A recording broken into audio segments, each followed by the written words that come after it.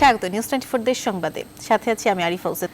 পৌষের শুরুতে উত্তরাঞ্চলে জেঁকে বসেছে শীত। রাজশাহী ও রংপুর বিভাগ সহ দেশের 23 জেলায় মৃদু থেকে মাঝারি ধরনের শৈত্যপ্রবাহ বয়ে যাচ্ছে। তবে এই শৈত্যপ্রবাহ আরও কয়েকদিন থাকতে পারে বলে মনে করছেন আবহাওয়াবিদরা। তীব্র শীত ও হিমেল হাওয়ায় বিপর্যস্ত জনজীবন। রোববার দেশের সর্বনিম্ন তাপমাত্রা রেকর্ড করা হয়েছে পঞ্চগড়ের তেঁতুলিয়া ও কুড়িগ্রামের রাজারহাটে 7 ডিগ্রি সেলসিয়াস। প্রতিনিধিদের তথ্যচিত্রে ডেস্ক রিপোর্ট।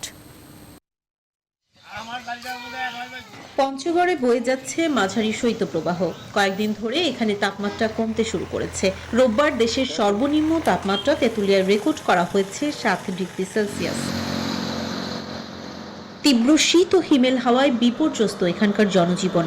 আমরা খুব গরিব মানুষ, আমরা এখনো সাহায্য পাইনি, কোনো কম্বল পাইনি। নদীর ধারের বাড়ি, আমার খোঁজ খবর দেয় না, শীতের কাপড় নেই। হাসপাতালগুলোতেও বাড়ছে শীতজনিত রোগীর সংখ্যা। তবে ঠান্ডাজনিত রোগে সবচেয়ে বেশি আক্রান্ত হচ্ছে বয়স্ক ও শিশুরা। কুড়িগ্রামে চলছে মাঝারি শৈত্যপ্রবাহ। কনকনে ঠান্ডা আর হিমেল হাওয়ায় স্থবির হয়ে পড়েছে চরাঞ্চল ও নদী তীরবর্তী এলাকার মানুষের স্বাভাবিক জীবনযাত্রা। মনে করো 200-100 রুজি করলেই ঠান্ডার কোনটা থাকা যায় না। প্রচন্ড শীত এবং ঠান্ডার কারণে মরিচের ডাল নষ্ট হইতেছে। শনিবার থেকেই রাজশাহীর উপর দিয়ে মৃদু শৈত্যপ্রবাহ বয়ে যাচ্ছে। রোববারও তা অব্যাহত রয়েছে। এখানে রোববার সর্বনিম্ন তাপমাত্রা রেকর্ড করা হয়েছে 10.4 ডিগ্রি সেলসিয়াস। শনিবার ছিল 8 ডিগ্রি সেলসিয়াস। একই চিত্র দিনাজপুরেও। প্রচন্ড ঠান্ডার সঙ্গে পাল্লা দিয়ে বইছে কনকনে হিমেল হাওয়া।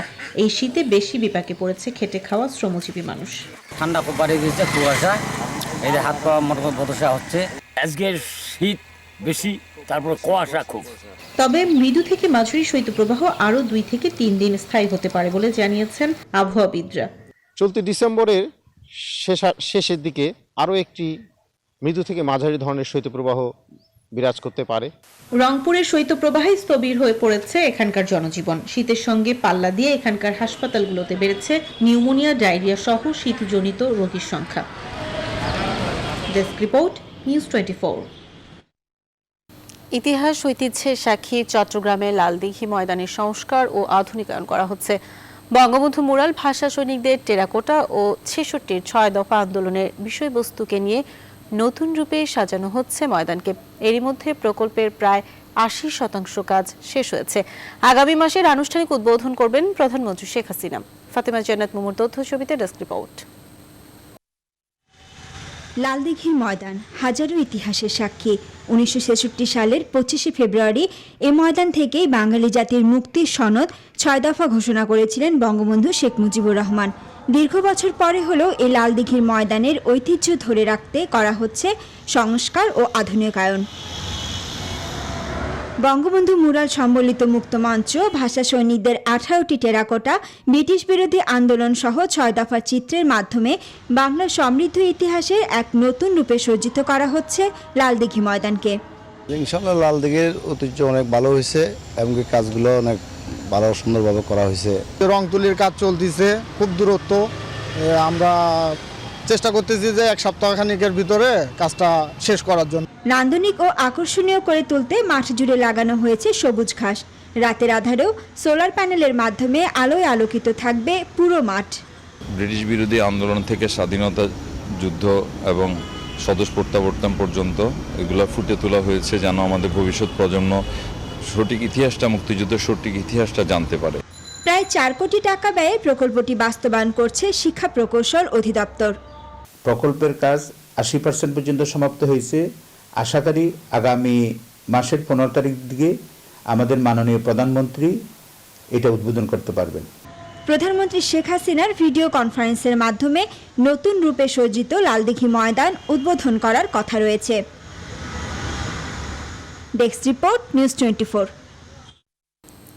1971 সালের 20 ডিসেম্বর পাক বাহিনীর ফেলে যাওয়া মাইন বিস্ফোরণে মৌলভীবাজারের 24 জন মুক্তিযোদ্ধা শহীদ হন। এরপর থেকে এই দিনটিকে স্থানীয় শহীদ দিবস হিসেবে পালন করে আসছে জেলাবাসী। সকালে মৌলভীবাজার সরকারি উচ্চ বিদ্যালয় মাঠে শহীদদের প্রতি শ্রদ্ধা জানান স্থানীয়রা। মৌলভীবাজার কেন্দ্রীয় স্মৃতিসৌধে শহীদদের স্মরণে 1 মিনিট নীরবতা পালন করা হয়।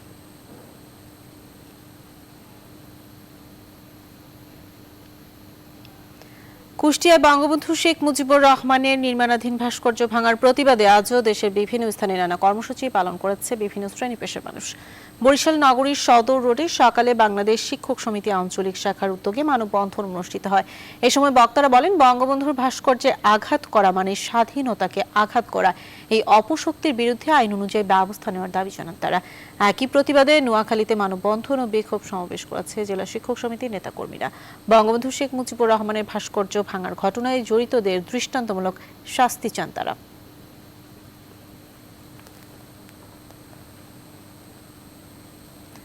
এদিকে রংপুরে জাতীয় পতাকা অবমাননার প্রতিবাদে আজও নানা কর্মসূচি পালন করছেন বিভিন্ন রাজনৈতিক সংগঠনের নেতাকর্মীরা। রোকেয়া বিশ্ববিদ্যালয়ের প্রধান ফটকের সামনে মানববন্ধন করে আওয়ামী লীগ সহ সহযোগী সংগঠনগুলোর নেতাকর্মীরা। এ সময় এই ঘটনায় জড়িত শিক্ষকদের বিরুদ্ধে শাস্তিমূলক ব্যবস্থা নেওয়ার দাবি জানান তারা।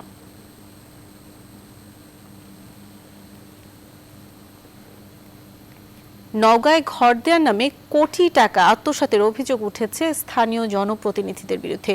ভুক্তভোগীদের অভিযোগ, প্রধানমন্ত্রীর উপহার পাকা ঘর দেওয়ার নাম করে প্রায় ৩০০ জনের কাছ থেকে ৪০ থেকে ৫০ হাজার টাকা করে নিয়েছেন কালীগ্রাম ইউনিয়ন পরিষদের চেয়ারম্যান ও মেম্বার। এই ২ বছর পার হলেও এখনও ঘর না পেয়ে হতাশ হতদরিদ্ররা। বাবুল আখতার রানার তথ্যচিত্রে ডেস্ক রিপোর্ট। নওগাঁর রানীনগর উপজেলার ৩৩টি গ্রাম নিয়ে গঠিত ৬ নম্বর কালীগ্রাম ইউনিয়ন পরিষদ। এই ইউনিয়ন পরিষদে প্রধানমন্ত্রীর উপহার পাকা ঘর দেওয়ার নাম করে প্রায় কোটি টাকা হাতিয়ে নিয়েছেন চেয়ারম্যান সিরাজুল ইসলাম বাবলু ও মেম্বাররা।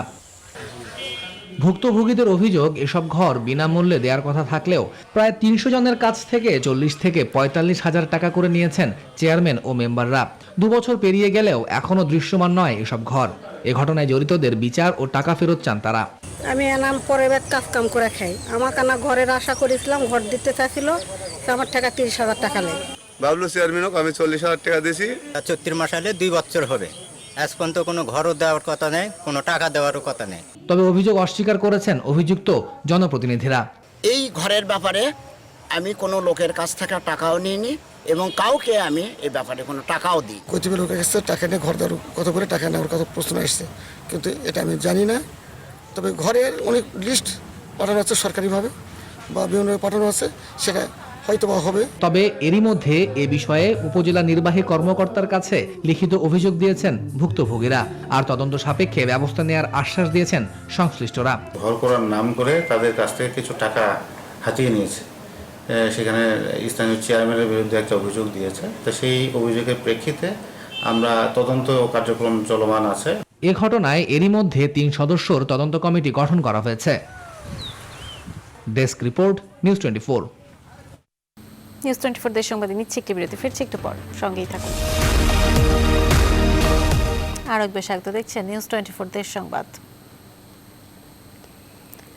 যশোরের শার্শা উপজেলার উলাশী থেকে $5,00,000 সহ 2 হুন্ডি ব্যবসায়ীকে আটক করেছে বিজিবি। দেশীয় মুদ্রায় উদ্ধারকৃত ডলারের মূল্য প্রায় 4.5 কোটি টাকা। বিজিবির ব্যাটালিয়ন অধিনায়ক লেফটেন্যান্ট কর্নেল মোহাম্মদ সেলিম রেজা জানান, হুন্ডি ব্যবসায়ীদের একটি চালান ঢাকার উদ্দেশ্যে যাচ্ছিল। এমন গোপন সংবাদের ভিত্তিতে উলাশী রাস্তায় অবস্থান নেয় বিজিবির একটি টিম। তারা ঢাকাগামী একটি প্রাইভেট কারের গতিরোধ করে। এরপর প্রাইভেট কারে তল্লাশি চালিয়ে দরজা ও গিয়ার বক্সে বিশেষ কায়দায় লুকানো 50 বান্ডিল $US উদ্ধার করা হয়। এই সময় হৃদয় মিয়া ও আশরাফুল ইসলাম নামে 2 জনকে আটক করা হয়। তাদের ব্যবহৃত একটি প্রাইভেট কারও জব্দ করা হয়েছে। প্রাইভেট কারের ভিতরে গিয়ার বক্স এবং দরজার মধ্যে বিশেষ কায়দায় লুকায়িত অবস্থায় মোট 40টি ও 10টি প্যাকেট, মোট 50টি প্যাকেটে, প্রতিটি প্যাকেটে $10,000 করে প্রায় $5,00,000 পরিবহন করে নিয়ে যাচ্ছিল। মোহাম্মদ হৃদয় এবং আশরাফুল নামের এই 2 ব্যক্তির বাড়ি কুমিল্লায়। বরিশালে এক জুয়েলারি দোকানে ডাকাতিতে লুট হওয়া স্বর্ণালংকার সহ 10 জনকে গ্রেপ্তার করেছে পুলিশ। পুলিশ জানায়, সিসিটিভির ফুটেজ দেখে ডাকাত দলের সদস্যদের শনাক্ত করা হয়। পরে টানা 9 দিন অভিযান চালিয়ে ঢাকা, কুমিল্লা ও চট্টগ্রাম থেকে তাদের গ্রেপ্তার করা হয়। রাহাত খানের তথ্যচিত্র, ডেস্ক রিপোর্ট। গেল 19 মার্চ বরিশাল নগরীর ব্যস্ততম কাকপট্টি এলাকার একটি জুয়েলারি দোকানের শাটার ও কলাপসিবল গেটের তালা কেটে 126 ভরি স্বর্ণালংকার নিয়ে পালিয়ে যায় ডাকাত দলের সদস্যরা। ওই দিনই জুয়েলারি মালিক অজ্ঞাতদের আসামি করে কোতোয়ালি মডেল থানায় একটি মামলা দায়ের করেন। পরে ওই জুয়েলারির সামনে ও ভেতরে থাকা সিসিটিভির ফুটেজ দেখে অপরাধীদের চিহ্নিত করে। মোহাম্মদ সুমন নামে এক সন্দেহভাজন আটক করার পর তার দেয়া তথ্য অনুসারে ঢাকা, কুমিল্লা ও চট্টগ্রাম থেকে ডাকাত দলের 9 সদস্যকে গ্রেফতার করে পুলিশ। আমাদের বিভিন্ন ডিজিটাল টুলস রয়েছে, সেই টুলসগুলো ব্যবহার করে আমরা এক একজনকে শনাক্ত করি। প্রাথমিকভাবে শনাক্ত করার পরে লিটনকে ধরার পরে তার যে বক্তব্য তার সাথে মিলে যায়। তবে খোয়া যাওয়া পুরো স্বর্ণালঙ্কার উদ্ধার সহ এই চক্রের অন্যান্য সদস্যদের গ্রেফতারের দাবি জানিয়েছেন জুয়েলারির মালিক। দুপুর 2:30 পৌনে 3টার দিকে আমার দোকান চুরি হয়। আমি এসে দেখি যে দোকানের মালামাল সব নিয়ে গেছে, আমি নিঃস্ব হয়ে গেছি। তবে নগরীকে নিরাপদ রাখতে বেশি করে সিসি ক্যামেরা স্থাপনের উপর গুরুত্ব আরোপ করেছেন পুলিশ কমিশনার। এই আন্তজেলা চোর চক্রের সদস্যদেরকে আমরা ঢাকা থেকে, কুমিল্লা থেকে এবং চট্টগ্রাম থেকে আমরা 9 জনকে গ্রেপ্তার করতে সক্ষম হই এবং সাথে সাথে এই চোরাই মাল স্বর্ণালঙ্কার যেখানে বিক্রি করা হয় সেই সমস্ত দোকানদার যেখানে বিক্রি করেছে সেই দোকানদারকে 2 জন স্টোলেন প্রপার্টি রিসিভার তাদেরকে আমরা গ্রেপ্তার করি। 126 ভরি স্বর্ণালঙ্কারের মধ্যে মাত্র 3 ভরি উদ্ধার করেছে পুলিশ। আমরা বিপুল সংখ্যক স্বর্ণালঙ্কার উদ্ধার করি। Desk report, news 24। Dinajpur, Birampur ও বীরগঞ্জ পৌর নির্বাচনের মনোনয়নপত্র দাখিলের শেষ দিন আজ সকাল থেকে সংশ্লিষ্ট কর্মকর্তাদের কাছে মনোনয়নপত্র জমা দেন মেয়র ও কাউন্সিলর প্রার্থীরা। আগামী 16 জানুয়ারি দিনাজপুর, বিরামপুর ও বীরগঞ্জ পৌরসভায় নির্বাচন অনুষ্ঠিত হবে। এইসব পৌরসভায় আওয়ামী লীগ, বিএনপি, জাতীয় পার্টি সহ স্বতন্ত্র প্রার্থীরা প্রতিদ্বন্দ্বিতা করবে।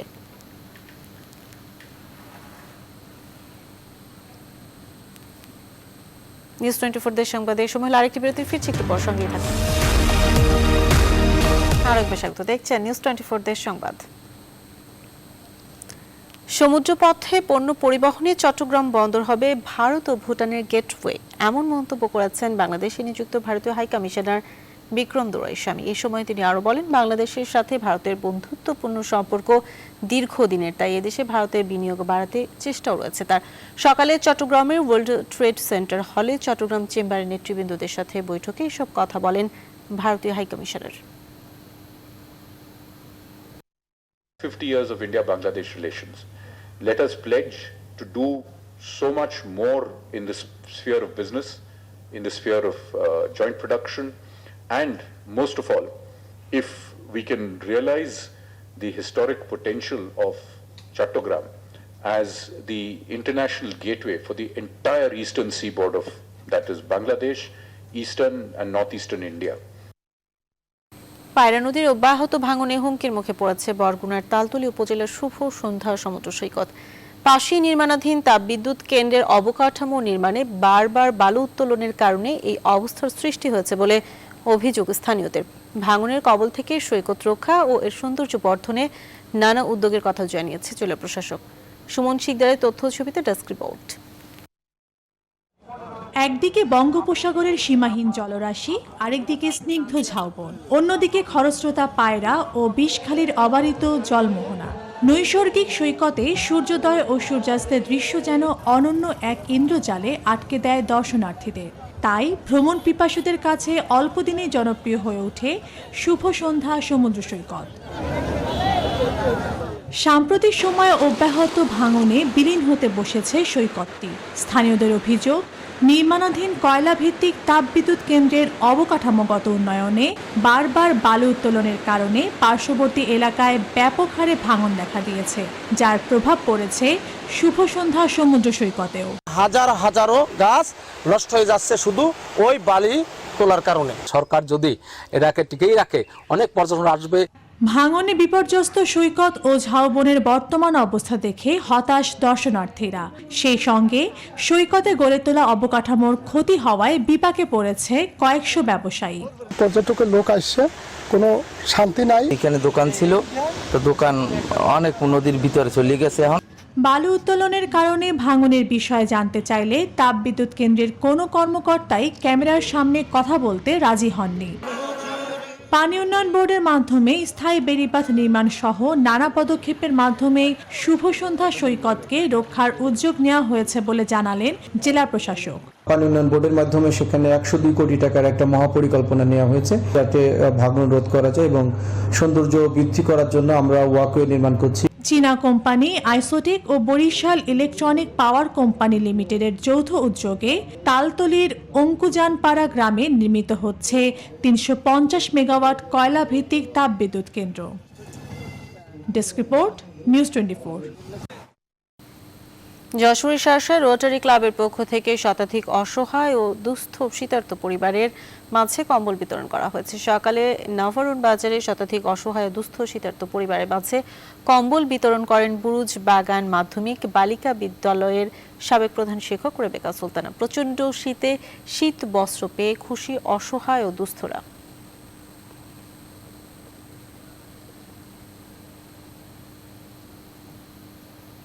নৌ প্রতিমন্ত্রী খালিদ মাহমুদ চৌধুরী বলেন, অদক্ষ মানুষকে চট্টগ্রাম বন্দরের দায়িত্ব দেয়া হবে না। দুপুরে শহীদ মুন্সি ফজলুর রহমান অডিটোরিয়ামে চট্টগ্রাম বন্দরের 14তম উপদেষ্টা কমিটির সভা শেষে সাংবাদিকদের ব্রিফিংকালে তিনি এসব কথা বলেন। এমনকি চাকরির ক্ষেত্রে বন্দর, নদী, সমুদ্র কেন্দ্রিক প্রতিষ্ঠানে উপকূলীয় জনগোষ্ঠীকে প্রাধান্য দেওয়া হবে। এর আগে চট্টগ্রাম বন্দরের 14তম উপদেষ্টা কমিটির সভায় প্রধান অতিথির বক্তব্য রাখেন তিনি।